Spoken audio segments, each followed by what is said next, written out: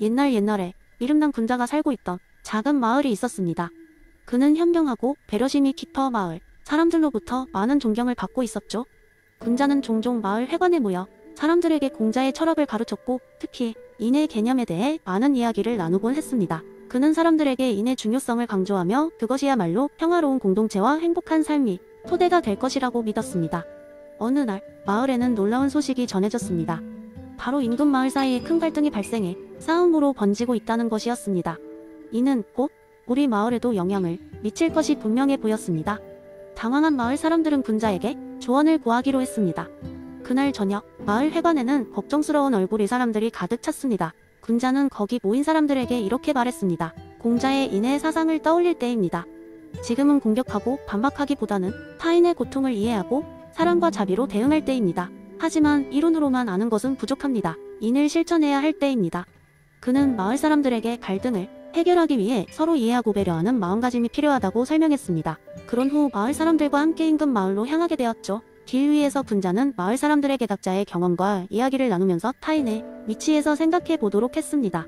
어떻게 타인에게 공감할 수 있는지, 어떻게 사랑하고 배려하는 마음을 실천할 수 있을지를 생각하게 유도했죠. 인근 마을에 도착하자 분위기는 팽팽한 긴장감으로 가득했습니다. 군자와 마을 사람들은 조심스럽게 들어가 갈등의 원인을 들으려 했습니다. 이야기를 들어보니 양쪽 모두 상대방의 입장을 전혀 이해하지 못한 채 자신의 주장만 고수하고 있음을 알게 되었습니다. 그러자 군자는 양측이 대표자들을 한자리에 모았습니다. 우리는 모두 인간이며 서로를 이해할 필요가 있습니다. 군자가 침착하게 말했습니다. 공자의 인사상은 다른 사람이 입장이 되어보라는 것입니다. 왜 상대방이 그렇게 행동했는지를 이해할 수 없다면 그 이유를 직접 묻고 들어보는 것이 첫걸음입니다. 군자는 양측의 조심스레 서로의 이야기를 들으며 어느 점에서 오해가 있었는지를 발견하도록 유도했습니다. 처음엔 다들 억울함에 고집을 피우더니 시간이 흐를수록 조금씩 마음을 열고 서로를 이해하기 시작했습니다. 결국 그들은 서로의 입장을 충분히 이해하고 양보할 수 있었으며 갈등은 점차 해소되어 갔습니다. 마을로 돌아온 후 사람들은 군자에게 깊이 감사했습니다. 그리고 그날 이후 인의 사상은 단지 말로만 이해되는 것이 아니라 삶 속에서 적극적으로 실천해야 한다는 것을 깨닫게 되었습니다. 그들은 더 자주 서로의 이야기를 듣고 감정에 공감하려 노력하게 되었으며 이로써 그들의 마을도 더 화목하고 평화롭게 변하게 되었습니다. 군자는 미소를 지으며 이런 변화를 마음 깊이 기뻐했습니다. 비록 먼 옛날의 철학적 가르침이라 해도 그것은 오늘날에도 우리가 살아가면서 가장 중요한 지침이 될 수 있음을 그는 알고 있었습니다. 그는 오늘도 예전처럼 마을 사람들과 함께 공자의 인을 실천하며 행복한 나날을 보내고 있습니다. 두 번째 이야기 옛날 옛적 아주 멀리 떨어진 산속에 자리 잡은 마을이 있었습니다. 이 마을은 완벽한 균형을 이루고 있는 자연과 함께 조화롭게 살아가는 사람들이 모여 사는 곳이었죠. 그들은 서로를 돕고 이해하며 마을에 문제가 생기면 모두 함께 모여 해결책을 찾곤 했습니다. 마을 사람들은 이웃의 기쁨과 슬픔을 자기 일처럼 여기며 살아갔습니다. 어느 날 이 마을에 한 외지인이 찾아왔습니다. 그의 이름은 천씨였는데 그가 마을에 오기 전까지는 본성을 드러내지 않는 매우 조용한 성격의 사람이었습니다. 천씨는 마을의 평화로움과 사람들의 상냥함에 크게 감명받았고 이곳에서 새로운 삶을 시작하기로 결심했습니다. 하지만 천씨에게는 하나의 큰 고민이 있었습니다. 그는 사람들이 본래 선한지 아니면 환경에 의해 그렇게 되는 것인지에 대한 끊임없는 의문을 안고 살았습니다. 그래서 그는 마을 사람들에게 자신의 질문을 던져보기로 했습니다. 그는 마을의 중심 광장에 서서 사람들에게 외쳤습니다. 여러분, 인간은 본성이 선한가요? 아니면 환경에 의해 선해지는 건가요? 그의 질문은 순식간에 마을 사람들 사이에 퍼져나갔고 이에 대한 토론이 벌어졌습니다. 마을의 원로인 지혜로운 노인은 천씨에게 다가와 말했습니다. 맹자께서 말씀하시기를 모든 사람은 선한 성품을 가지고 태어난다고 하셨지. 인의의 지혜 씨앗이 우리의 마음속에 있어 적절한 환경과 교육을 통해 그것이 발현된다고 믿으셨단다. 다른 마을 사람들도 그에 동의했습니다. 한 청년은 자신의 경험을 이야기했습니다. 저는 어릴 적 해서는 안 될 장난을 쳤던 적이 있어요. 하지만 마을 사람들의 따뜻한 조언과 도움 덕분에 잘못을 깨닫고 바르게 잘할 수 있었죠.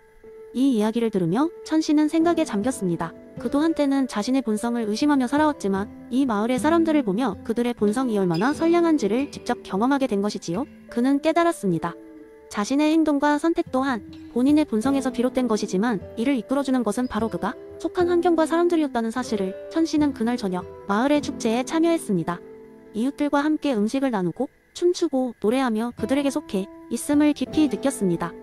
본래 선한 성품은 혼자서는 완벽히 발현될 수 없는 것이며 이는 서로 이해하고 도와주는 환경 속에서 비로소 꽃피울 수 있다는 것을 깨달았기 때문입니다.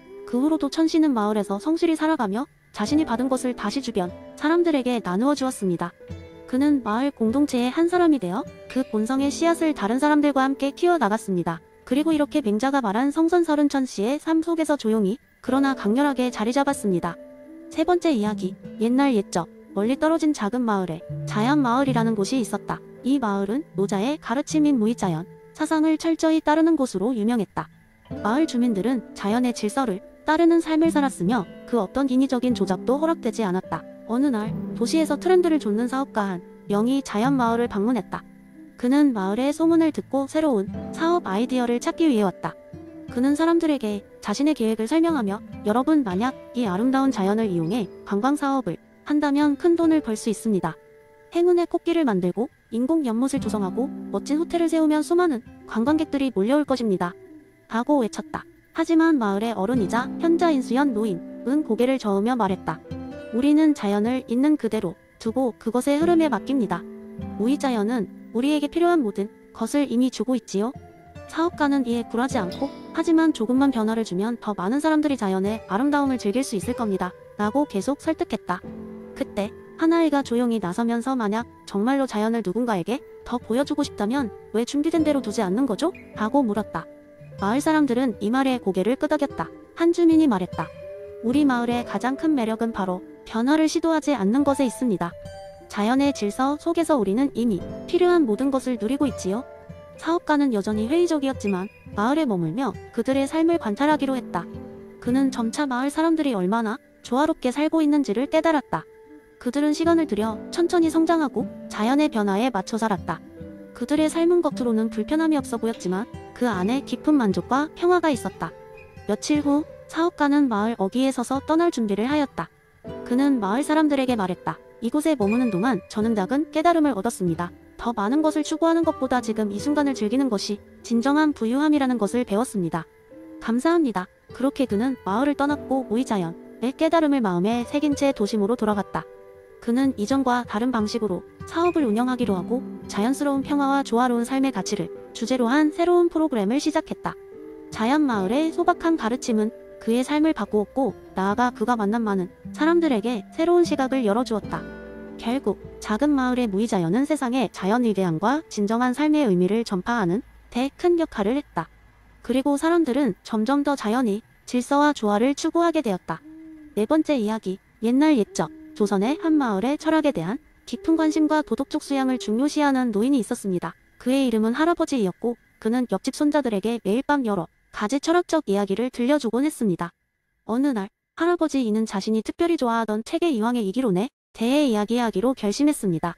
얘들아, 오늘은 우주의 이치와 세상의 변화를 설명하는 아주 흥미로운 이야기를 해줄게 하고 말문을 열었습니다. 옛날엔 한 마을에 A와 B라는 두 형제가 살고 있었단다. 이는 아주 차분하고 고고한 성격의 소유자였고 언제나 우주의 법칙을 연구하며 있었단다. 그는 절대 변하지 않는 진리를 알고 있다고 주장하며 늘 고요히 앉아 사색에 잠겼지. 아이들은 눈을 반짝이며 할아버지 말에 귀를 기울였어요. 반면에 기는 아주 활동적이고 변화를 즐기는 성격이었어. 그는 끊임없이 움직이며 바람처럼 흐르고 물처럼 변했지. 기는 늘 세상을 탐험하며 색다른 경험을 쌓고 있었다. 할아버지 이는 손을 이리저리 흔들며 기의 자유로움을 묘사했어요. 이 형제들은 서로 달랐지만 둘의 관계가 아주 중요했단다. 이는 자신이 없으면 기가 방향을 잃고 무질서해질 수 있다고 믿었고 기는 자신이 없으면 이가 너무 고요하고 지루해진다고 여겼지. 그래서 두 형제는 끊임없이 서로를 보완하면서 세상을 완성해 갔단다. 아이들은 마치 두 형제가 눈앞에 있는 듯한 상상을 하며 푹 빠졌어요. 어느 날 마을에 큰 문제가 생겼어. 사람들이 서로 싸우고 논밭은 황폐해지기 시작했지. 사람들은 혼란에 빠졌고 마을에는 우울한 기운이 가득했단다. 그래서 이와 기는 마을을 구하기로 했어. 할아버지 이는 잠시 숨을 고르고는 이야기를 계속 이어갔습니다. 이는 마을 사람들에게 다가가 말했단다. 진정한 이치와 도덕을 기억하세요. 이것이 여러분을 올바른 길로 이끌 거예요. 그리고는 기에게 말했지. 너의 변화를 통해 마을의 활기를 불어넣어봐. 그러면 사람들이 다시 일어설 수 있을 거야. 할아버지의 눈빛은 마치 그때를 회상하는 듯 깊었죠. 기는 마을 곳곳으로 달려가며 에너지를 불어넣기 시작했어. 나무는 다시 푸르게 자라고 사람들은 웃음을 되찾았단다. 마을은 순식간에 활기를 되찾았지. 아이들은 이야기에 푹 빠져서 손뼉을 치며 기뻐했어요. 이런 식으로 이와기는 서로의 역할을 다하며 이상적인 세계를 만들었단다. 이건 우리에게 중요한 교훈을 남기는 이야기야.